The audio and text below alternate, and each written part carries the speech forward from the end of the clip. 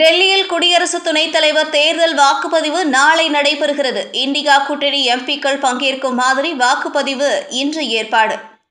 Germany, England பயணத்தை முடித்துக்கொண்டு முதல்வர் மு.க.ஸ்டாலின் இன்று சென்னை திரும்புகிறார்.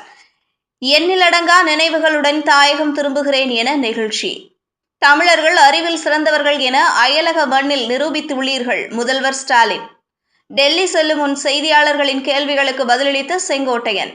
மன நிம்மதிக்காக ஹரித்வார் செல்கிறேன். அனைவரும் ஒன்றாக வேண்டும், கட்சி வளர வேண்டும் என்பது மட்டுமே எனது நோக்கம். டெல்லி செல்லும் முன் கோவையில் செங்கோட்டையன் பேட்டி.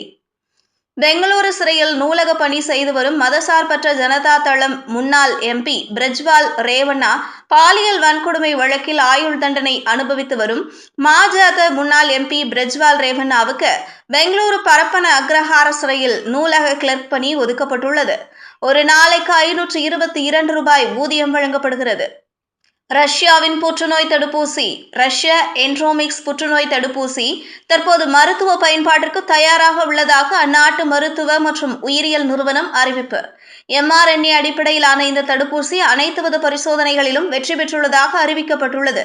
புற்றுநோயால் பாதிக்கப்பட்டவர்களின் தனிப்பட்ட RNAக்கு ஏற்ப தடுப்பூசி உருவாக்கப்படும். தமிழகத்தில் தேனி, திண்டுக்கல், மதுரை, சிவகங்கை ஆகிய 4 மாவட்டங்களில் சில இடங்களில் இன்று கனமழை பெய்ய வாய்ப்பு. சென்னை வானிலை ஆய்வு மையம் அறிவிப்பு.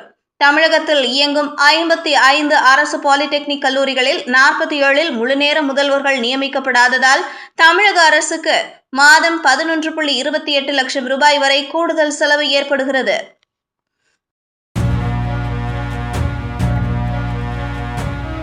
செய்திகளை உடனுக்குடனும் துல்லியமாகவும் தெரிந்து கொள்ள News 10 தமிழ் சேனலை பின்தொடருங்கள்.